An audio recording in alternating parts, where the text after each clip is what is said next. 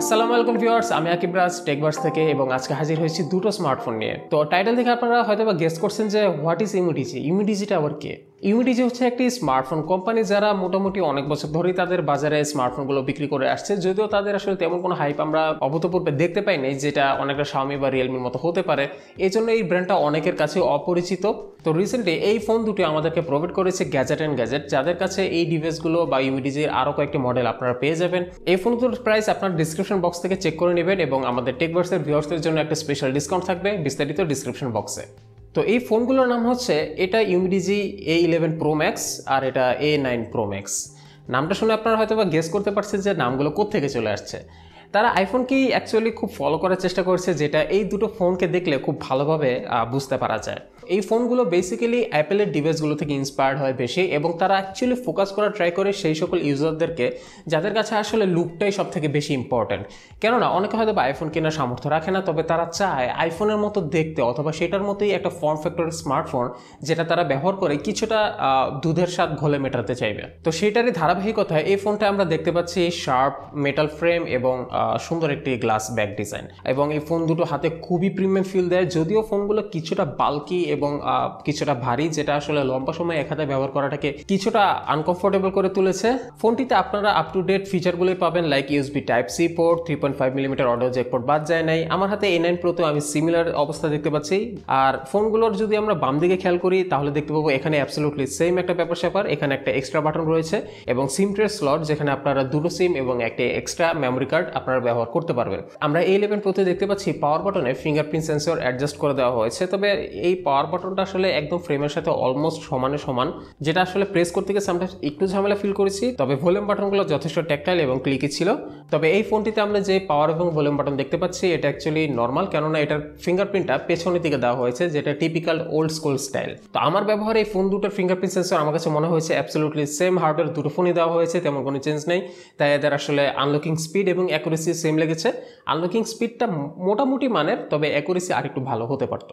ডিজাইনের পাশাপাশি এই ফোন দুটোর বটমে থাকা স্পিকার আমার কাছে বেশ ভালো লেগেছে। স্পিকারগুলো মোটামুটি ভালোই লাউড এবং ভোকালগুলো বেশ ক্লিয়ার এবং ক্রিস্প শোনা যায়। তো এই জন্য এটাতে আপনার মিউজিক শুনে খুব বেশি এনজয় করবেন না, তবে ক্যাজুয়াল ইউসেজে এই স্পিকারগুলো আপনাকে যথেষ্ট ভালো সার্ভিস দিতে পারবে।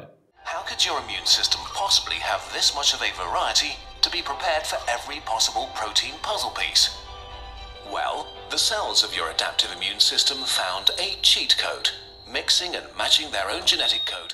তবে স্পিকার ক্ষেত্রে আরেকটি কথা বলতে চাই, এই ফোনটির স্পিকার হয়তো বা ঠিক আছে, তবে এটার যে প্রাইস ট্যাগটা এই অনুযায়ী আসলে স্পিকারটা আমি বলবো অবশ্যই কম্পিটিশনের পিছিয়ে থাকবে, কারণ এই প্রাইস সেগমেন্টে অনেকেই এখন ডুয়াল স্টেরিও স্পিকার প্রোভাইড করছে। ডিজাইন এবং স্পিকারের পর আমার কাছে ভালো লাগার আরও একটি বিষয় ছিল এই ফোন দুটোর ডিসপ্লে। সত্যি বলতে আমি মোটেও এক্সপেক্ট করি নাই ডিসপ্লেগুলো এতটা ভালো হবে। এই ফোনগুলোতে আইপিএস ডিসপ্লে ব্যবহার করা হয়েছে। আপনারা A9 Proতে পাবেন 720p ডিসপ্লে, তবে লাকিলি A11 Proতে আপনারা full HD plus IPS display পাচ্ছেন। এই ডিসপ্লেগুলোর কালার রিপ্রোডাকশন খুবই সুন্দর, বলতে পারেন মোটামুটি ভালোই স্যাচুরেটেড, যেটা অ্যাকচুয়ালি আইপিএস ডিসপ্লের ক্ষেত্রে খুব কম দেখা যায় এই প্রাইস সেগমেন্টে। আমি স্টিল দেখেছি যে এই প্রাইস সেগমেন্টের নামি দামি ব্র্যান্ডগুলোর ফোনগুলোতেও ডিসপ্লেটা কিছুটা ফ্যাকাশে লাগে আমার কাছে, যেখানে এই ডিসপ্লেটা ডেফিনেটলি A+ পাওয়ার যোগ্য। তবে স্যাডলি এই ডিসপ্লেগুলোতে বর্তমান ট্রেন্ড যেটা হচ্ছে হাই রিফ্রেশ রেট, এরকম কিছুই পাচ্ছেন না 60 হার্টজের ডিফল্ট একটা প্যানেল।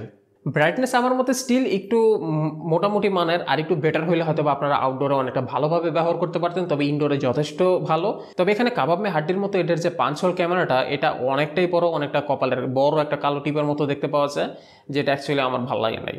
অন্যদিকে এই ফোনটায় নচ সিস্টেম ব্যবহার করা হয়েছে এবং নচটা অদ্ভুতভাবে একেবারে রাউন্ড একটা মনে হচ্ছে অর্ধ সার্কেল।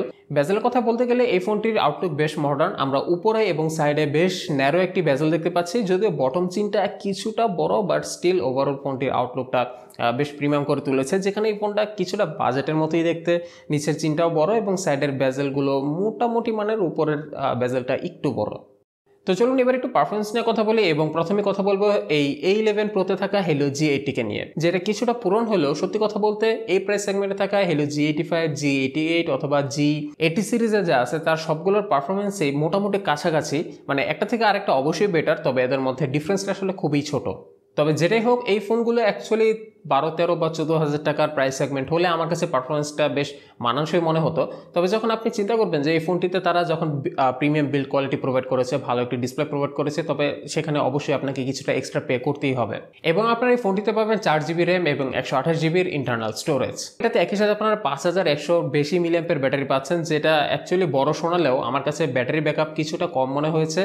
একদিনের মতো মোটামুটি ভালোভাবে ব্যাটারি ব্যাকআপ যায়, তবে 5000 মিলিঅ্যাম্পের অনুযায়ী আমার কাছে মনে হচ্ছিল অ্যাটলিস্ট 2 দিনের মতো ভালো ব্যাটারি ব্যাকআপ দিবে। তবে 1.5 দিন বা 1.5 দিন হওয়ার আগেই ব্যাটারি চার্জ মোটামুটি একদম 10%-এর নিচে চলে আসছিল, যেটা আমার কাছে কিছুটা কম মনে হয়েছে। অতঃপর এই A9 Proতে আসলে আমরা দেখতে পাবো মিডিয়াটেক হেলো P60 এসওসি রয়েছে, যেটা অ্যাকচুয়ালি মোটামুটি পুরান এবং এন্ট্রি লেভেল সেগমেন্টে এই এসওসিটা বেশি ব্যবহৃত হয়ে থাকে। তেমনটাই এই ফোনটা তো আমরা দেখতে পাচ্ছি। সো এটা আসলে তেমন কোনো পাওয়ার হাঙ্গ্রি টার্গেট ইউজারদের জন্য না, বরঞ্চ একজন ক্যাজুয়াল ইউজারদের জন্য। তো এটার 4100 মিলিঅ্যাম্পের ব্যাটারি আসলে বর্তমান স্ট্যান্ডার্ড অনুযায়ী কিছুটা ছোটই, যেটা স্টিল এরকম লেস পাওয়ার হাঙ্গ্রি একটা এসওসির জন্য আমার কাছে মনে হচ্ছে কিছুটা কম হয়ে গিয়েছে। আমি মোটামুটি মডারেট টু হেভি ইউজে একদিনের বা একদিন শেষ হওয়ার একটু আগে ব্যাটারি শেষ হয়ে যাচ্ছিল। সো এটা একটু দেখার বিষয় ছিল যে আপনারা যারা হেভি ইউজ করবেন তাদের জন্য হয়তো বা খুব বেশি লম্বা সময় এটা ব্যাটারি ব্যাকআপ দিবে না। তো এত বড় ব্যাটারি হিসেবে আসলে এদের বক্সে বেশ স্লো পাওয়ার আউটপুটের একটা চার্জার দেওয়া হয়েছে, যেটাতে অ্যাকচুয়ালি ফুল চার্জ করতে মোটামুটি ভালোই সময় লেগে যায়। তো এই ফোন দুটোর দুপাশে যে দুটো এক্সট্রা বাটন আমরা দেখতে পেয়েছি, এগুলো সম্পূর্ণভাবে কাস্টমাইজেবল। আপনারা চাইলে যে কোনো কিছু সেট করতে পারবেন, যে কোনো ফাংশন আপনারা চাইলে ইনেবল করে নিতে পারবেন এই বাটনগুলোর মাধ্যমে, এবং সেটা তখন সেভাবে কাজ করবে। এবং আমার কাছে এই ব্যাপারটা বেশ ভালো লেগেছে। তো এই দুটো ফোনকে আজকে একসাথে হাজির করার মূলত বড় উদ্দেশ্যটা হচ্ছে এদের ক্যামেরাটা অ্যাকচুয়ালি সেম ক্যামেরা সেটআপ। এদের মধ্যে দুটোতে আপনারা পাবেন 48 মেগাপিক্সেলের primary camera, 16 megapixel wide angle camera, একটি 5 মেগাপিক্সেল বোকে সেন্সর, এবং এটাতে একটা এক্সট্রা ক্যামেরা আছে ম্যাক্রো ক্যামেরার জন্য। আর দুটো ফোনেই এগেইন সনির 24 মেগাপিক্সেল সেলফি ক্যামেরা ব্যবহার করা হয়েছে। তো দুটো ফোনের প্রাইমারি ক্যামেরার পিক্সেল স্যাম্পল আমার কাছে অলমোস্ট সিমিলার মনে হয়েছে। দিনের বেলা সুন্দর ছবি তুলতে পারে এই ক্যামেরা, থাকছে ভালো পরিমাণের ডিটেলস, তবে এইচডিআর ছবিগুলোকে ওভার স্যাচুরেটেড করে ফেলে, যা ছবিকে একদম ঝলসে দেয়। আবার রাতের আধারে তেমন ভালো ছবি তুলতে পারে না এই ক্যামেরা। ছবিতে নয়েজ ও গ্রেইন দেখা যায়, আর শক্ত হাতে ছবি না তুললে ব্লার ওঠার সম্ভাবনা বেশি। আর একটা সমস্যা হলো এই ক্যামেরাটার ফোকাসিং, এটা আসলে সামটাইমস অটোমেটিক অ্যাডজাস্ট হয় না, ট্যাপ করে ফোকাস করতে হয়, সামটাইমস ফোকাস অ্যাডজাস্ট হয় না, আবার যখন হয় তখন মোটামুটি ভালোই সময় লাগিয়ে দেয়। ক্যামেরার ইউআইগুলোতে ট্রানজিশনও তেমন একটা স্মুথ মনে হয় না আমার কাছে। ওভারঅল সফটওয়্যারটা আমার কাছে খুব বেশি একটা পলিশড বা অপটিমাইজড মনে হয় নাই। এটাতে আলট্রা ওয়াইড অ্যাঙ্গেল ক্যামেরা আছে, যেটাতে দিনের বেলাতেই আপনারা মোটামুটি স্যাটিসফাইড ছবি তুলতে পারবেন, তবে স্পেশাল কিছু না। আর আলো কমে আসলে ছবির কোয়ালিটি অনেকটাই ডিগ্রেড করবে, তাই আপনারা লো লাইট এড়িয়ে চলার চেষ্টা করবেন। 2 মেগাপিক্সেল ম্যাক্রো লেন্স যেটা রয়েছে, সেটা মোটামুটি ক্যামেরার সংখ্যা বাড়ানোর জন্যই মনে হচ্ছে, ছবিগুলো তেমন একটা ব্যবহারযোগ্য না। আর এটাতে 24 মেগাপিক্সেল একটি সেলফি ক্যামেরা দেওয়া হয়েছে, যার অ্যাপারচার 1.8, তাই লো লাইটে মোটামুটি বেশি আলো দেখতে পাচ্ছিলাম, যদিও লো লাইটে মোটামুটি বেশি আলো মানে খুব বেশি একটা ভালো না, কেননা এই ক্যামেরাগুলো দিনের বেলাতেই ভালো ছিল, তবে যখন আলো কমে আসবে তখন সেটা আর অন্য সবার মতোই আলো কম, তো ছবি খারাপ। আমার মতে যারা ফোনগুলোকে সারাদিন ব্যবহার করে এবং যাদের কাছে সফটওয়্যারটা অনেক বেশি ইম্পর্টেন্ট, তাদের জন্য এটার সফটওয়্যারটা একটা ইস্যু হয়ে দাঁড়াবে। আদারওয়াইজ যারা জাস্ট ফোনটা দেখতে সুন্দর বলেই নেয়, অথবা আইফোনের সাথে অনেকটাই সিমিলারিটিস রয়েছে সেজন্যই ফোন কিনে, তাদেরকে হয়তো বা এই ফোনটা মোটেও হতাশ করবে না।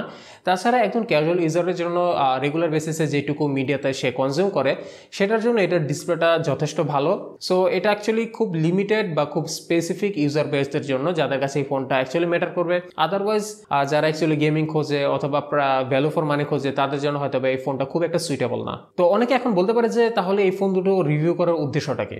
তো এইবার আমি অ্যাকচুয়ালি যে কাজটা করেছি সেটা হচ্ছে আমি নিজেকে একজন ওই রকম ইউজারের জায়গায় রেখেছি, যে কিনা একটা ফোন জাস্ট লুকের উপর ডিপেন্ড করে কিনে। সো আমার কাছে মনে হয়েছে এই ফোনটা খুবই সুন্দর দেখতে, বিশেষ করে এটার নীল কালারটার রিফ্লেকশনটা জাস্ট মাইন্ড ব্লোয়িং। যেই ফোনটা দেখেছে সেই জাস্ট অ্যামেজড হয়ে গিয়েছে যে কত সুন্দর দেখতে ফোনটা। আসলে বিয়ন্ড ড্রিমস, এটা এতই বিয়ন্ড ড্রিমস যে এটা ডিজাইন দেখে একদম বিয়ন্ড ড্রিমস অবস্থা, আবার এটা সফটওয়্যার এক্সপিরিয়েন্স দেখো আমার বিয়ন্ড ড্রিম অবস্থা।